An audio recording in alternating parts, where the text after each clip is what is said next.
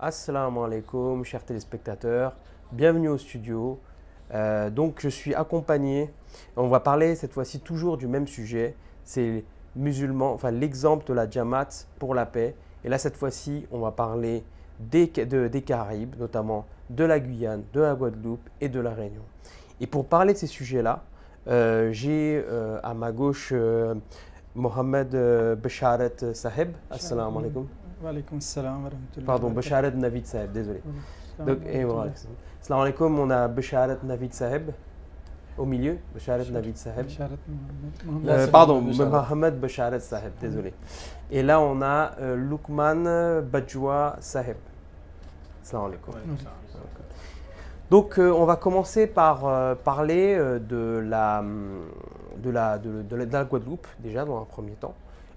Expliquez-nous un petit peu le tissu social, comment est perçu l'islam, enfin, quel est d'abord le pays, socialement parlant, quels sont les problèmes, les choses positives, et comment les gens perçoivent l'islam là-bas.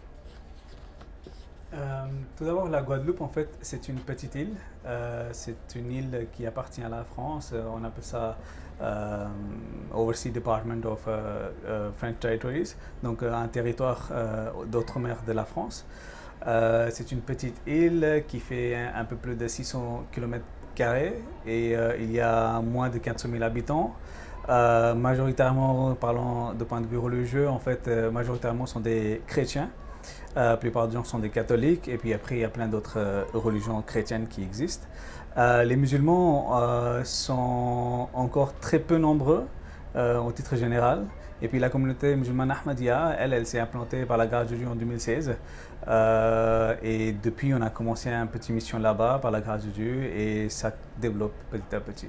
La perception des gens vis-à-vis de l'islam, comme j'ai dit, c'est des catholiques, c'est des chrétiens. Ils sont en fait pas vraiment, et surtout, ils n'ont aucun vraiment touche réelle des musulmans. Donc eux, ils n'ont qu'une vision de télé, ils entendent BFM TV ou autre à la maison et c'est tout vraiment qu'ils connaissent de l'islam en réalité. Nous, par la grâce de Dieu, petit à petit, on a essayé de faire des distributions des flyers, des tracts et avec des expositions, avec des autres événements, les invitons à la maison sur des déjeuners ou autrement. On est en train de petit à petit leur apporter un message différent, un message d'amour, un message de paix. Et vous êtes combien de membres en Guadeloupe? On est très peu nombreux encore. Hein. La communauté, elle a été très récemment développée, très récemment installée. Donc on est très peu nombreux pour le moment. Et comment les gens là-bas ont perçu l'Ahmadiyya, comment ils l'ont réceptionné? Ils sont vraiment, comme je l'ai dit, au premier lieu, le message qu'eux ils connaissent, c'est absolument que la télé. Donc, quand on parle, je dis souvent, quand on parle de l'islam ou quelqu'un il dit je suis musulman, dans leur tête, c'est traduit par terroriste.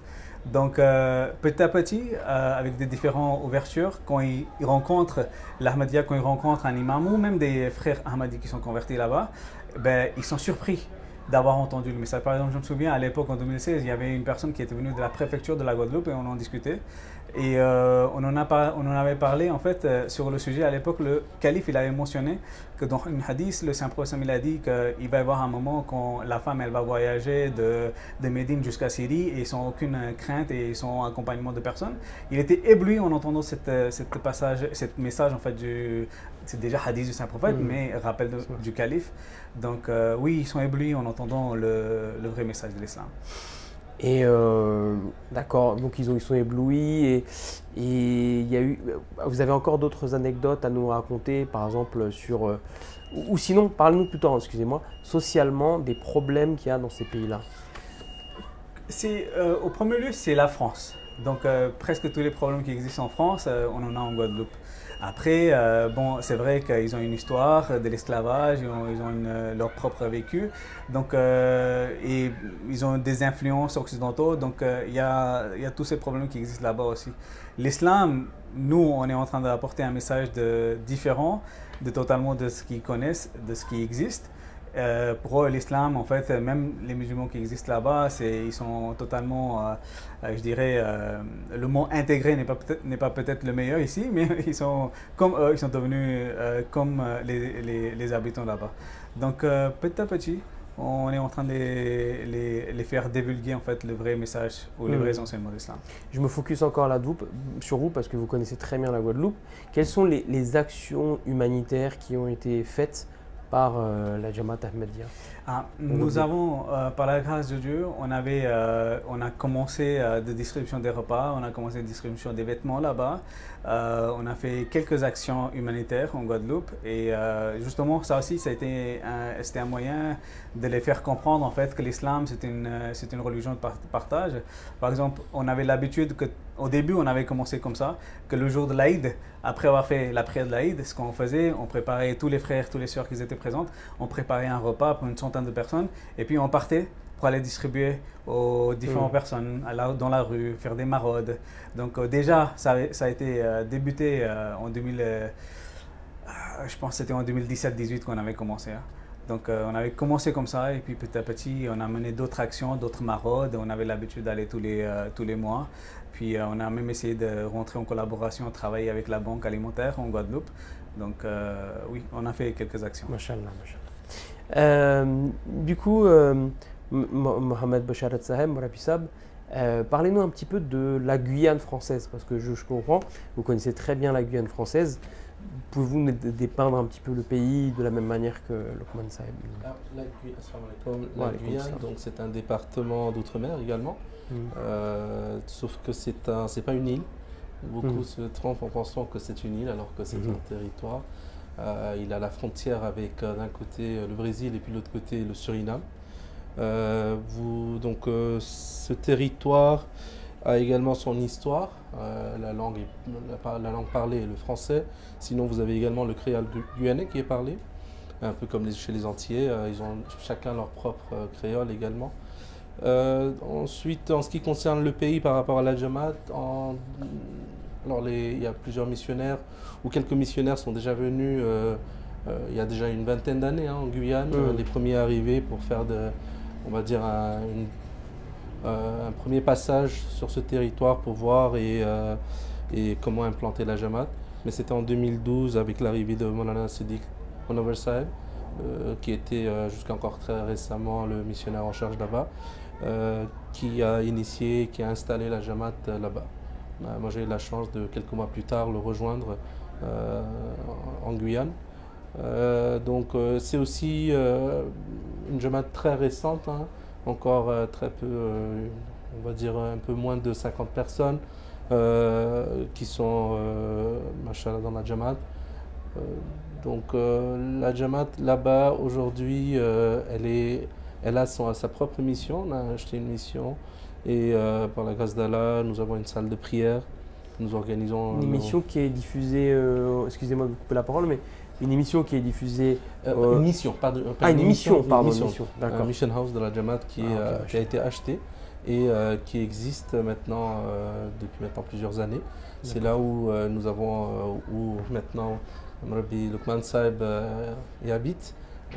Nous avons également une salle de prière et c'est une salle polyvalente où on peut accueillir une centaine de personnes quand même. Et tous nos programmes de la Jamaat sont organisés dans cette même salle.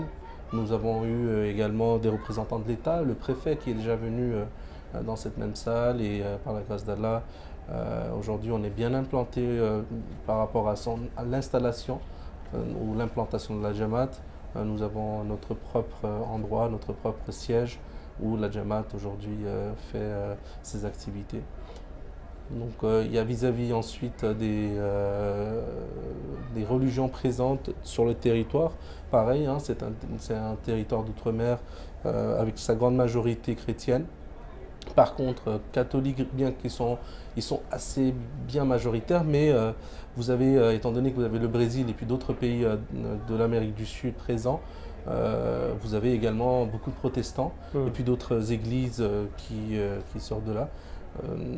Les musulmans, alors selon l'histoire, l'islam est arrivé déjà à l'époque de l'esclavage. J'ai lu un récit écrit par une écrivaine guyanaise qui parlait d'une anecdote de l'arrivée d'un imam depuis le Sénégal. Donc à l'époque de l'esclavage. Donc et de là on peut comprendre que l'islam est arrivé déjà à l'époque de l'esclavage, étant donné que vous aviez des personnes africaines de culte musulman qui sont aussi arrivées avec d'autres à l'époque de l'esclavage sur ces territoires. Donc ça c'est historiquement, mais dans les faits, les musulmans restent une très petite minorité hein, parmi les autres. Et vous avez la Jamaat aujourd'hui, qui en tout cas la communauté Ahmadiyya, la Jamaat Ahmadiyya est bien reconnue aujourd'hui comme, on va dire, un peu la porte-parole hein, des musulmans, parce que, étant donné que la Jamaat est organisée, nous avons eu cette chance de représenter, on va dire, le culte musulman sur ces territoires. Ah oui, vous êtes le représentant du culte musulman en Guyane. Alors, on ne le dit pas nous de telle manière, mais eux c'est comme ça qu'ils le perçoivent. Qu'ils le perçoivent, étant donné qu'on est organisé et aujourd'hui, voilà, on est invité dans toutes les cérémonies officielles, autant les représentants du culte musulman. Ensuite, si je peux rajouter à ce que Rabbi Lukman Saba a dit, on est tous les deux également aumôniers régional des centres pénitentiaires. Donc on est aumônier aujourd'hui depuis maintenant plus de 5-6 ans déjà, la grâce d'Allah, tous les deux.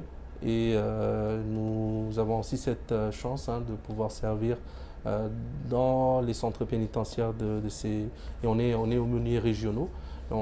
À l'époque, c'était le CFCM qui gérait ça. Aujourd'hui, c'est directement l'aumônerie nationale qui est détachée et rattachée directement avec le ministère de l'Intérieur et le ministère de la Justice. Donc voilà, donc ça c'est une autre chose. Et on est les deux seuls aumôniers aussi dans ces on va dire, pour la Guyane et pour la Guadeloupe. Voilà, vous savez, même pour la Martinique et voilà. On va revenir là-dessus. C'est très intéressant cet aspect d'aumônier. On reviendra dessus très rapidement. Donc là, j'ai Besharat Navid Saeb, je ne me suis pas trompé cette fois-ci. Hein. Donc vous êtes plutôt de la Réunion, c'est ça hein. Donc parlez-nous un petit peu voilà, de la Réunion et après on va rentrer en profondeur encore sur d'autres sujets qui concernent les trois pays. Oui, île de la Réunion, c'est une petite île dans l'océan Indien, tout près de l'île de la Maurice, île Maurice, et puis entre île Maurice et Madagascar. Madagascar aussi, c'est une île mais très grande, donc c'est des pays qui sont près de l'île de la Réunion. Donc la Réunion, c'est une île qui est toujours, depuis l'époque coloniale, est restée avec France et un territoire français. D'accord. Et puis, en ce qui concerne les musulmans là-bas, c'est au commencement quand ils ont amené les travailleurs engagés pour travailler dans le sucrier, le canne, au champ. Donc, il y a eu beaucoup de musulmans Gujarat, depuis Gujarat, Inde, qui sont venus s'installer. Après, il y a eu des commerçants Gujarat, depuis Gujarat, qui sont venus. Donc, au fur et à mesure, Madagascar, Maurice et la Réunion, il y a eu beaucoup de musulmans qui sont installés à cette époque. Donc, sur le territoire français, le premier mosquée qui a été construit, c'est au capitale de la Réunion, c'est-à-dire Saint-Denis. Donc, dans la plein centre-ville de la Saint-Denis, il y a une très grande mosquée avec un grand minaret qui se voit loin. Et puis, il y a une madrasa là-bas. Donc, les musulmans sont bien connus là-bas. On appelle azan dans les haut-parleurs. Donc, les musulmans vivent là-bas avec une harmonie exemplaire avec les hindous, avec les chrétiens. Donc, il y a toutes les religions là-bas. Donc, on vit vraiment... c'est ça... Excusez-moi de vous couper, mais l'azan, alors que c'est la France, c'est quand même une vraie particularité. Hein, parce qu'en France, c'est un terrain... C'est limite un très mal perçu, en fait. Oui. Et là-bas, c'est totalement un autre environnement. Tous ceux qui vont aller là-bas depuis les métropoles, ils sont étonnés de voir comment ça existe là-bas. Et même les musulmans, ils ont un madrasa où on forme les imams. Donc beaucoup de Français qui se déplacent aller là-bas juste pour devenir un imam. Et les musulmans sont bien connus, ils ont leur identité. Au contraire, ils ont leur mot à dire. Même vice-président qui vient d'être élu maintenant vice-président de l'Union européenne, c'est Younous Oumarji. C'est un Réunionnais musulman. Donc les musulmans sont... Enfin, ils ont leur mot à dire, ils ont leur poids, ils ont leur nombre, voilà, ils sont structurés très bien. Mais bien sûr, quand vous rentrez dans profondeur, vous allez voir deux types de musulmans. Un côté des musulmans qui sont comme le Saint-Prophète, sallallahu alayhi wa sallam, dit, ils ont que des noms, les musulmans des noms. Donc, ils ont le nom des musulmans, mais en voyant, ils sont comme des musulmans des noms. Après, ils vivent comme des... voilà. Ouais. Mais de l'autre côté, il y a d'autres... en réaction, il y a d'autres musulmans qui mettent beaucoup l'emphase sur... qui sont fanatiques, on peut dire, des déguisements. Il faut mettre des... Il faut montrer mettre des pagris, mettre des djilbas, mais en réalité, intérieurement, eux aussi, ils sont vides. C'est juste... c'est de la para. Et du coup, comment les Réunionnais perçoivent l'islam et particulièrement, d'abord l'islam et après les Ahmadiyya? Oui, en ce qui concerne l'islam, c'est très très bien intégré là-bas l'islam. C'est-à-dire, il n'y a aucun, rien à dire. Les gens connaissent presque dans toutes les grandes villes, il y a des mosquées dans le centre-ville. Donc les musulmans, on les connaissent très bien et puis on voit que voilà, ils ont très bon bonne image. Bonne image, exact, dans la société. Et l'islam Ahmadiyya, comment elle est perçue justement? En ce qui concerne l'islam Ahmadiyya, depuis Maurice, il y avait Ahmadi commerçants qui venaient depuis Maurice pour juste faire leur commerce. En même temps, ils faisaient du tabligh. Comme ça, même en 1991, que le Jamaat a été enregistré au niveau préfecture là-bas. Après, quatrième calife a eu aussi l'occasion de cette île est chancée, que quatrième calife en 1993 à 14, c'est-à-dire il est venu à l'île de la Réunion pour une journée, il a passé une journée là-bas. En plus, après, c'est vrai qu'il y a il y a une tendance de rester pour une petite temps, après déménager soit vers Maurice ou bien soit vers les métropoles et tout. Donc les gens vivent là-bas, mais pas toujours longtemps. Ils restent en fait, c'est un point intermédiaire. Exact. Après, il y a beaucoup de Comoriens qui sont musulmans, qui sont venus installer là-bas, des Malgaches musulmans, des chiites musulmans. Les chiites aussi, ils sont très grande présence, ils ont leur mosquée, ils ont leur tout. Après, on annonce aujourd'hui, toutes ces cérémonies et tout. Et les actions, alors je vais parler à Basharat Navid Saeb et à Basharat Mohamed Saeb, les actions sociales dans vos pays que la Jamaat a fait, vous pouvez en parler un petit peu? On a fait, mais quand même, les musulmans, ils ont des grandes initiatives là-bas qui font des grandes choses au niveau social et rien à dire. C'est-à-dire, en ce qui concerne nous, les Ahmadis, nous sommes comme très peu nombreux. Nous faisons, mais c'est pas... Et pour la paix, un petit peu Oui, bien sûr. Pour la paix, nous avons publié 25 000 de brochures. Et nous partageons les brochures. Et alhamdulillah, nous avons eu cette année 17 bêtes. Machallah. Et comme ici, promis le Salat Islam dit où il y a le tabligh, il y aura l'opposition. Nous avons eu des projectiles, des bouteilles moitié remplies, frappées sur notre mission house, c'est-à-dire le siège, et par les musulmans fanatiques. Donc ça a été rapporté au niveau police, ils ont pris responsabilité et tout. Donc il y a l'opposition aussi dans ce sens-là. On peut dire que voilà. Après, les musulmans, ils ne veulent pas intégrer les Ahmadis avec eux, tandis que les chiites, et ils s'assoient ensemble, chiites et les sunnis. Les Ahmadis, donc voilà, nous avons l'opposition aussi. Bon, c'est une bonne chose d'un côté, l'opposition. C'est-à-dire que s'il y a une opposition d'un côté, ça veut dire qu'il y a un travail, machallah. 17 bayats en une année pour une petite jamaat comme la vôtre. Félicitations à Moubarak. Je me rappelle, une fois j'ai donné les pamphlets et Sunni dit que ouais, moi je suis des Khatmen Nabouat. je vais voir comment vous faites. Je dis, appelle les polices, tu viens. Mais ici, c'est pas le Pakistan, je pense que... Ouais, donc voilà, il y a l'opposition, mais seulement quand même, alhamdulillah, notre Jamaat, nous avons une maison qui appartient au Jamaat. Et le Jamaat est bien connu dans le... Et vous êtes combien au total de membres? Nous sommes plus de 50, une dizaine de maisons. Une dizaine de maisons, nous sommes déjà, alhamdulillah. Maintenant, c'est une question pour vous trois, en fait. Par rapport aux droits des femmes, parce que beaucoup de gens parlent des droits des femmes. Dans ces pays, on sait que des fois, il y a des contextes compliqués. Je ne mélange pas tout, je ne mets pas tout le monde dans le même panier, il y a des contextes culturels différents. Mais en général, dans les Caraïbes, voilà, tout n'est pas rose. Et justement, qu'est-ce que la Jamaat a pu apporter pour le droit des femmes? Je commencerai par Lokman Bajwa Saheb et après je vous laisserai tous parler chacun. Le droit des femmes un petit peu, qu'est-ce que vous avez fait? Est-ce que c'est des conférences? Vous pouvez parler aussi des actions des femmes de votre côté?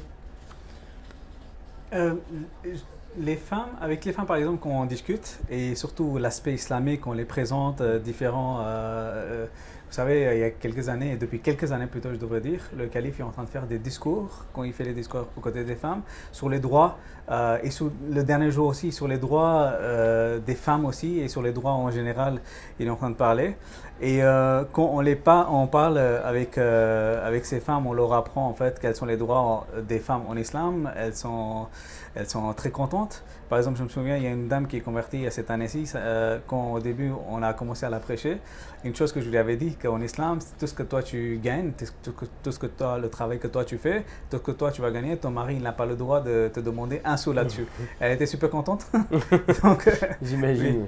Oui, elle était super contente. Et du coup, comme ça, quand on les apporte les vrais enseignements de l'islam, elles sont vraiment contentes. Et elles s'approchent de l'islam, mais après, vous savez, pour eux, porter le voile, c'est quelque chose de vraiment qui est très difficile pour le moment. Donc, mais petit à petit, on est en train de transmettre le message. Et vous, Michelet Mohamed Saeb? Les mots de société en général, hein, comme tout à l'heure, Moulavissa avait aussi dit, le point de ça, que c'est des territoires d'outre-mer, mais ça reste des territoires français. Donc les problèmes, ou aussi bien les bonnes choses que les mauvaises, vous les retrouverez dans ces territoires avec l'influence locale, culturelle qu'il peut y avoir. Plus que les problèmes, on va dire, des droits de femmes, c'est plutôt les droits de la famille. En général, une des grandes préoccupations, on va dire, locales qu'il y a. Juste pour élaborer sur ce sujet, c'est que vous avez de très jeunes filles à des âges très basses qui tombent enceintes et qui ensuite, elles-mêmes sont très jeunes, vont avoir des enfants et ensuite, on va dire, le système familial en soi, il est quasiment, il est vraiment bafoué des fois par ces situations où les jeunes filles elles-mêmes, elles sont encore très jeunes, elles sont dans l'âge où elles sont en train de grandir et qui n'arrivent pas ensuite à prendre soin de ses enfants, etc. Elles se retrouvent seules, oui, sans mari. Oui, voilà, il y a cet aspect aussi, il n'y a pas de mariage derrière, donc ce sont plutôt du concubinage ou bien juste des copains-copines, comme on peut le voir dans ces sociétés en général, malheureusement. Donc le droit de la femme, comme l'islam le présente, même le mariage, pourquoi il est autant sacré, c'est bien pour ces raisons-là, c'est pour préserver la dignité et la sécurité de la femme. Donc ce qu'on a fait, nous, à notre niveau de la Jamaat, on avait fait quelques conférences. Une de ces conférences était sur l'éducation de ce qui est représenté, l'éducation familiale selon les livres saints. Donc on avait l'évêque de Cayenne qui était venu, moi-même pour représenter ce que le Coran disait, et on avait également invité, donc il y avait d'autres religions, mais également vous avez là-bas des communautés telles que la communauté Bushinengue, ce sont des personnes anciennement esclaves qui s'étaient échappées aux colons et dont les communautés, elles existent encore et qui sont importantes. Ensuite, vous avez d'autres communautés. Et donc, on avait invité également des représentants de ces communautés pour parler sur ces sujets. Ouais. Et nous, on avait parlé au nom de l'islam, ce que l'islam dit sur l'enseignement de l'éducation et l'importance qu'il y a autour de ces sujets. Sur l'aspect social, ce que vous demandiez tout à l'heure, la Jamaat, elle a également travaillé énormément sur l'aspect social en Guyane. Entre autres, ce qu'on a commencé, c'était avec la guide de Sa Sainteté Hazour, le calife, qu'en 2020, Hazour nous a autorisé de commencer à travailler avec Humanity First en Guyane. Et aujourd'hui, ça fait déjà, machallah, 4 ans que Humanity First existe en Guyane. Et on travaille énormément sur que des sujets humanitaires et sociaux en Guyane, tels que l'aide alimentaire. Ensuite, vous avez sur l'éducation, on aide également les enfants à la rentrée scolaire pour toutes les familles en grande précarité. Et puis, ce qui a également fait, c'est avec l'arrivée de demandeurs d'asile, on fait également de l'hébergement d'urgence. Donc, il y a plusieurs aspects humanitaires qui sont en train de se faire au nom de Humanity First en Guyane. Jazakallah. On va devoir conclure compte tenu du temps. C'était vraiment un plaisir d'avoir échangé avec vous, de découvrir vraiment une nouvelle culture, voilà, un nouvel environnement que nous on ne connaît pas et voir quel apport la Jamaat Ahmadiyya a pu apporter, j'ai envie de dire, à ces communautés-là. Le côté aumônier, j'aurais bien voulu l'approfondir, ça aurait été très intéressant. Mais Inch'Allah, la prochaine fois, on parlera de ça. Un aspect très intéressant. En tout cas, j'espère que les téléspectateurs ont apprécié cet échange. Moi, j'ai apprécié. En tout cas, Jazakallah pour vos interventions très intéressantes, comme je l'ai dit.